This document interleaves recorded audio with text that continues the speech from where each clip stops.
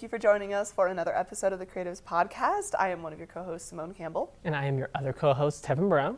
And today we have two individuals who have been immensely involved in the New Mexico film industry for eons, it feels, writer, director, editors, and especially connected to Push Start Studios. Today we have on Alejandro and Ian. Thank you so much for being here today. Thank you for having us. Yes, thank you. Big fan of the podcast. And, Thank you. And soon to be big fan of your work. I hope I don't disappoint. No, absolutely not. You have some exciting projects coming up. One in particular, if we can just dive in, if you don't mind. Straight ahead. Oh man. Yeah, so you are just releasing a film and you're about ready to take it on tour. Tell us more about it. The movie's called The Unexpected. We worked on it. I wrote it, directed, and produced, and he edited the movie. And it's an action comedy about five best friends, or five friends that bet their life savings to a YouTube scammer that takes them for all their money. So now, after losing everything that they had, they have to find the courage to get the conner back. Oh. Yeah, so it's a bunch of suburban dads not knowing what they're doing. It's fun. It's a fun movie. That sounds about right. Yeah, man. I like it. Yeah, what was the process like, working together, just building this beautiful creation? It was very involved and long process, but I mean, creatively, it was very fulfilling to, because we started editing as we were shooting as well. Yeah. So it's been a long time to get to the fruition of it, but I mean, the ideas going back and forth and everything as the process is taking place was pretty great. I agree, man. I think this is the best experience I've had on any project, from short films to commercials to whatever. I think that this was the most collaborative project I had. So everyone was firing on all cylinders on opinions, or what do we do this? Let's do this, and it was. I mean, the head of the gang, or our lead, is Matt Walsh, who specializes in improvising. So I learned a lot from him. And Alejandro de Hoyos, he's a very successful business owner, and he's less impulsive than I am. Mm-hmm. So it kind of just helped out to learn from these guys and see how it's not about just getting the job done. It's how do we get the job done in a seemingly way and a collaborative way, and as harmonious as possible. Absolutely. I love that so much. And I guess because you're the writer and director, not getting into spoilers of the actual plot, but what was your, I guess, inspiration as well as process for writing this, and what kind of sparked it all? In a very, very, very further away of the project being more detailed, I think I need characters that I would like to spend 2 years with. That's because I gotta really like these characters. I gotta really like the motivation. I gotta really like the music, because it's consuming. It just takes all your time, man. I used the pandemic as a very strong. It took everything from me, including my savings, and then a strike took away a possible selling a script for a lot of money.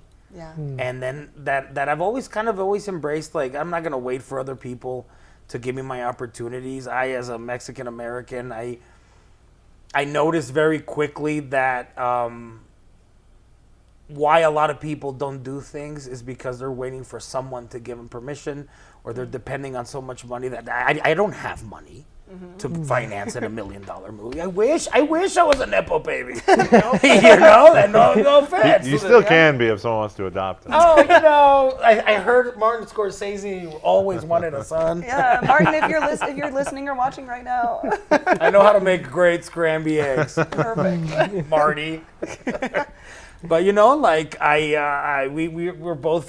both lived in New Mexico. He's from here. Yeah. We've interned at Sirius Grippich and Light. We've done the 48 Hour. We've gone to AFMX. We've PA'd. We've done everything. I PA'd an episode of Breaking Bad. I PA'd an episode of In Plain Sight and Bless You Ultima, and so it's that's why I think it's important to if you're seeing the problems and you're deciding to turn around and not do something about it, then you're just preaching lies, homie.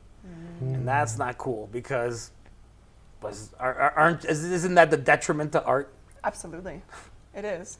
Yeah. No, art should be real. It should inspire something real, and I think that it begs the question. You know, how do you maintain your momentum, your hope, and your passion with like all of the ups and downs of the film industry, especially post-pandemic? Because you have to love what you do. That's it. Was what we've lived here. I've lived here for a while. I did a bunch of film festivals, and you start realizing that it gets boring after a while to just get pats in the back and that was a great job. That was a great job. So if that's all you're seeking, that you're doing the wrong thing.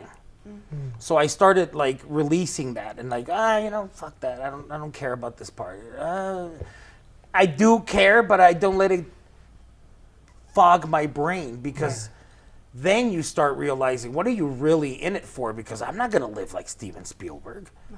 You know, like it's not gonna happen. And well, don't say no. Let me tell you, I'm 43 years old. If it does happen, great. But if it doesn't, I don't care, man. Like I think that we're at a point where if you can make a living making art, home run. Yeah, if you can pay your bills doing what you love, I mean, there's nothing better than that. Exactly. 100%. Yeah. Yeah. What about you? What keeps you going?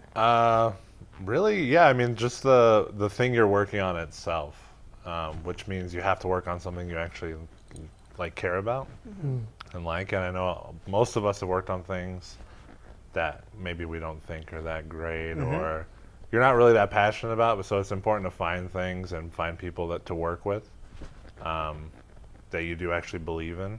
Yeah. And that like staying up till 3 a.m. to edit something is not as big of a deal if you're like, oh, the next day I watch it and it's amazing, or I watch it a year later on the big screen, Bam. and it's really good. And seeing That's other people's like faces light up. Yeah, and, like I could be like, oh yeah, this movie took years off my life because I worked on it so hard, and I'm sure he feels the same way. But then we go to a screening of it and everyone's laughing and telling you how great it is, or just enjoying the movie. You notice the And all of a authenticity. They're not just saying it because Because you were invited there or wow, whatever. you're yeah. so talented. Yeah. You know the fakeness. No, you get people like, yay, I loved it. I had fun. You hear people's like, some people like Chelsea. Some people like the other character. Some people like the other character, and that's cool, man. And it's just like, hey, great, because and he can attest to that, and my producers and Matt Walsh and all the people that are involved. The first goal we had was, I'm not gonna make a pretentious film. I'm gonna make a movie that people go to the theater and they go, hell yeah, at a certain point of the movie, and people are just like, yeah, it was fun, like you can say, but it wasn't worth $9.99. Yeah, that's I know what it is. Amen. I hope. I love that. Rewinding a little bit, because Yes. you were born in New Mexico. No. You have the receipts that you've worked in New Mexico Yes. for over a decade and like years and years. How did you guys connect, and what's the origin story there? Give it. Chapter 1. It was kind of similar to like this. We were working at KOB, and we were in the studio crew. I'd been there a little longer than he had, so I actually like trained him a little bit. On well, the funny thing was the first time we talked was I was training him on the teleprompter, and he he didn't want to pay attention to how the teleprompter worked because it's like the easiest job, you just turn the knob. But I just, anyways. True story. Tom I just remember going like, why can't he focus on? Do you remember the anchor Tom Jones? Yeah. Tom Jones, I remember coming out and was like, oh, was someone drinking on that? But yeah, we met there, and I think we just got along. We had similar interests in movies and music and stuff, and then we just kind of never stopped working together. He moved on to Telemundo, and then I joined him there like a year later. Yeah. You just couldn't stay away from each other. Yeah, I mean, I guess it work worked. well Yeah, together, we worked man. well. Absolutely. Yeah, it's been like 10 years now working together, or Yeah, abouts, yeah. a good amount, man. And also, like, there's other people in our team that we, like Ryan Halsey, Rachel Buckley from Serious Grippage and Light. I've known them for 15 years, since 2007, I think. I think when you have someone that you can trust, highs and lows, because it's very cool. It's very easy to get people to like you when you're doing well. Yep. It's when it's going crappy. Absolutely. And I can attest to people that when it's going crappy, they're there. That's when the real ones stick around, 100%. And like you said before, you know, like the team that you have to create your art, and then what you're creating, like inside of your art, like the characters, you got to work well together. Everybody, you know. Of course. It's synergy. Yeah. Yeah. So this is, I think, a good opportunity.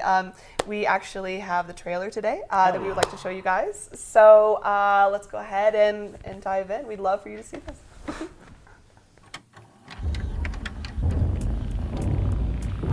We are live in 5, The World Wide Web, 4, a digital Wild West 3. for scammers and Bitcoin peddlers. Today is the greatest and most important day of your life. Today's the day you meet me. When I was a kid, I survived on bologna sandwiches and duct tape sneakers. You're poor for a reason. It's your choice. I'm helping so many people make millions. Influencers promising quick wealth, squeezing hard-earned dollars out of desperate dreamers. Thank you guys for trusting me, because I can truly see how bright the light shines on this very special group. Here! I'm sorry. We lost it all. Did our money just vanish into thin air? I lost my entire safety net. My savings are gone. One day you're on top of the world, and then life gives you a good old-fashioned ass-kicking. We're here because of you, Gabby. Sign the papers. Maybe you should audition for OnlyFans. I'm trying to get my life together, okay? I might have another way to get us our money back. No one gets in between me and my money. So, when do we begin? We've already begun.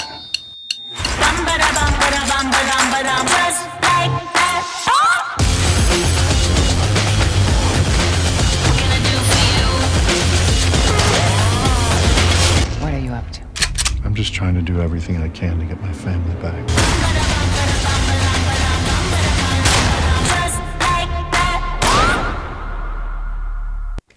That was pretty good. Can't wait. Yep, absolutely. So I mentioned this a little bit earlier that you guys are going on tour with this film. Yeah. So yeah, what was that like? You know, figuring out all the logistics, and B, where are you going? Stressful. I bet. Very stressful. A lot of stuff, but it's cool, man. We're gonna do a little. We're reinvesting in the movie. We had a minimum guarantee. People that are in film. We had a push to do marketing, and we're gonna use it to go and spread the word on the movie. So we just did a screening in LA on Wednesday with Kevin Smith. That was amazing. He showed up, and it was one of the best nights of my life, man. That was dope. And we're gonna go to. We have a screening in Santa Fe, but I would promote it more, but it's maxed out. Should have been quicker than that. I know, but hey, but you can catch it on video on demand. And then we're gonna go to Austin, Laredo, Vancouver, Phoenix, and we have another screening in Los Angeles, but the details are still being talked about. And Chicago? And Chicago, 2 nights in Chicago, October 2nd through the 6th. Follow us on Instagram. Our national audience. Yep. Keep this in mind. Oh, that's so exciting. Very exciting. And I also want to praise the trailer because they were, for people like watching, they were playing it before getting it set up, and I was trying to avoid it for watching it on here. Nice, thanks. And I gotta say, like it looks fantastic. I was already laughing like watching it, and I honestly can't wait. It's $9.99 video on demand. You can pre-order right now. Yeah, you go to iTunes and you look up The Unexpected. You can pre-order it, and it drops on October 14th. Sweet. Heck yeah. And it's also going to be available on physical DVDs as well. I'm a DVD collector. Oh, I yeah. I have my little album with all my DVDs in it. You do? I do, yes. Oh, dude, that was one of the distributors' idea. Was like, hey, Kevin's audience, because thanks to Kevin Smith being an executive producer, that was their pitch. Like, dude, his market loves physical media, and love physical media. Same. Yeah. I buy Manta Labs, I buy Blu-rays, I buy DVDs, I buy VHS tapes, dude. So we're already in talks of doing like a limited edition run on VHS with a special. Remember how they had Disney movies back then, where it's like stick around for a behind the scenes look. Yes, yeah. Welcome to Disney's Fast Play. Exactly. Yes. We're thinking of doing that for the VHS. So if they want to see like a behind the scenes, you could only get it with the VHS. So that's cool, I guess. Cool. Yeah, no, that's awesome. No, Yeah. I think that's incredible, and I think that's really creative. And thankfully, I know, like my sibling watches this, and they're a bit younger than me, and so I was on like the dying age of VHSs, sadly. But I think that's absolutely incredible. Not only to see you guys like with limited funds, like and kind of like all of these different people connecting, creating this huge tour and being able to get it out there, but also. Thanks, man. These really creative ways of also doing it, like someone bringing up the idea of doing DVDs, because I feel like so quickly now so many people avoid that and they want to strictly do what is the easiest, fastest route. And I just love how unique you're going with all of it, and I love how authentic the movie just looks, and it looks genuinely enjoyable. Thanks, man. Like I always hate slamming on movies, but we all know like there's that specific section on like Prime Video with like the Velocipaster and like a lot of those. And well, I am a diehard Velocipaster fan. Like, please no. But boy, like those. But this looks genuinely fantastic, and I don't know, maybe it's because I'm Jewish, but it's like I'm always a cheapskate. But it's also putting into perspective as well. $9.99 is not really anything at all. Like, and I think that's. And it's always like an interesting thing. I'm going to go on a tangent here. I'm sorry, creatives fans like watching. Where don't apologize. It's so interesting that we go on the tangent now of like.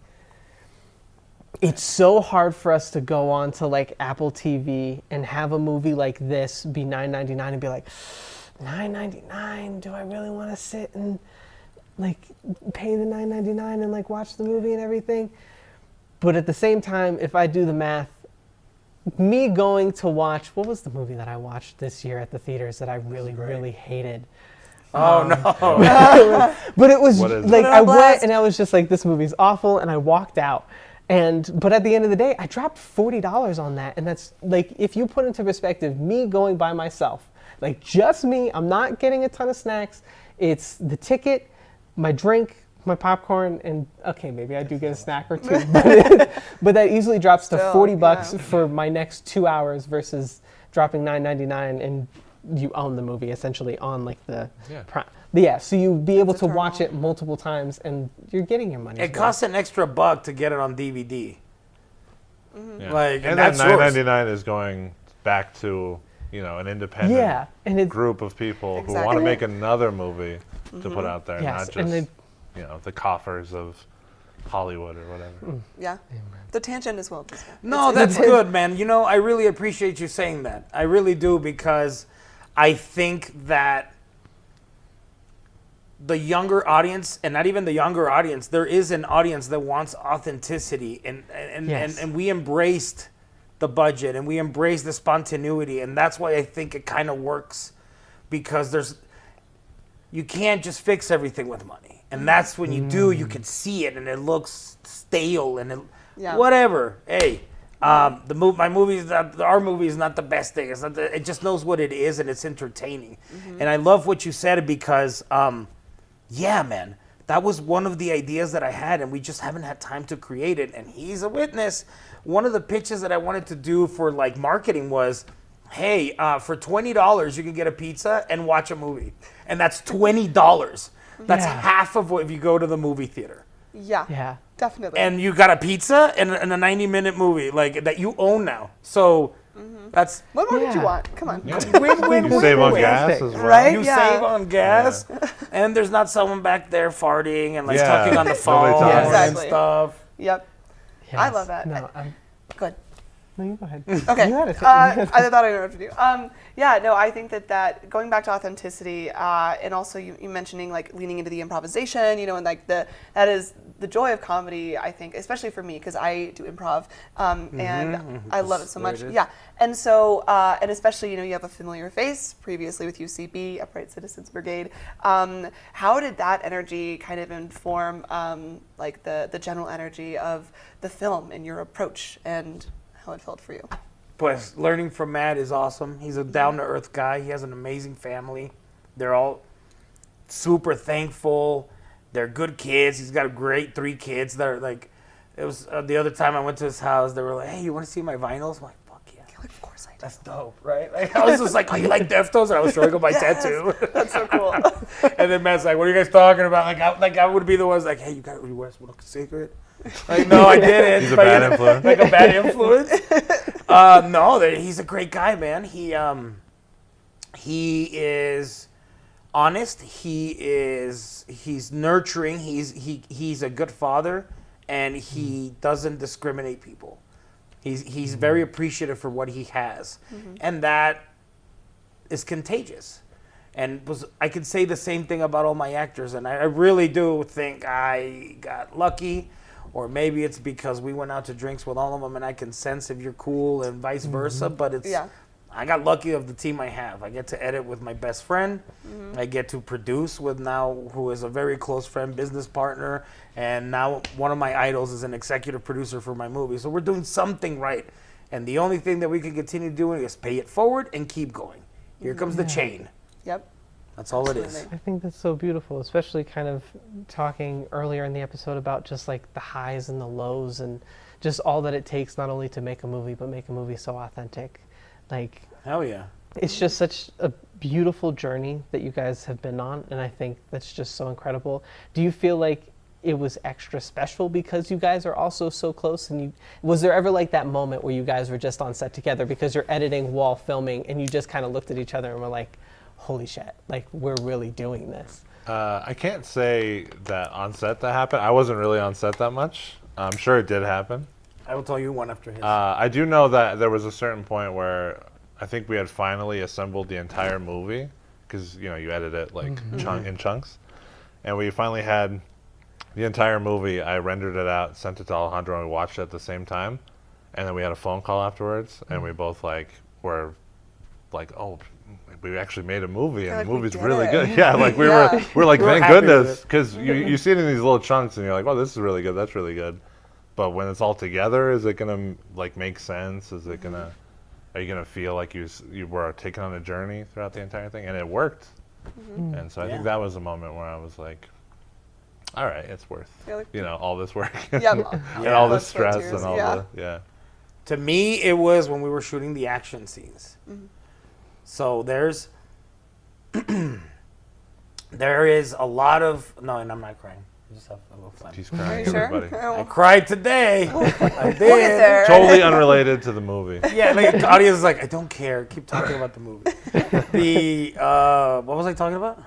Crying. There was a moment. The fight sequence. Oh yeah. When we were doing the fight sequence, it was looking really good, and then the people from the other set, I forgot what movie it was, but it was a big production.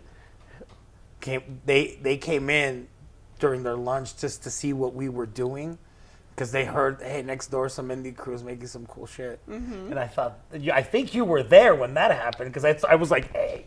You're like, look at those guys. Yo. Pues obvious. Well, I think that while we were shooting, that was like my, something good isn't here. And then at the premiere, having one of the stunt coordinators of Ballerina actually think that our action is good. That was awesome. Oh, this is the first I've heard that. Oh, you didn't know that? I didn't know he was there and said that. You didn't meet him? No. Oh, yeah. That was awesome. Yeah, I met him at a party, and I'm like, I'm shot in the dark. I'm like, you want to go to my premiere? And he was like, all right. Ballerina, you want to go to an indie? And he did. And he did, dude. And he liked it. And he liked it. And he's already like, hey, let's make something.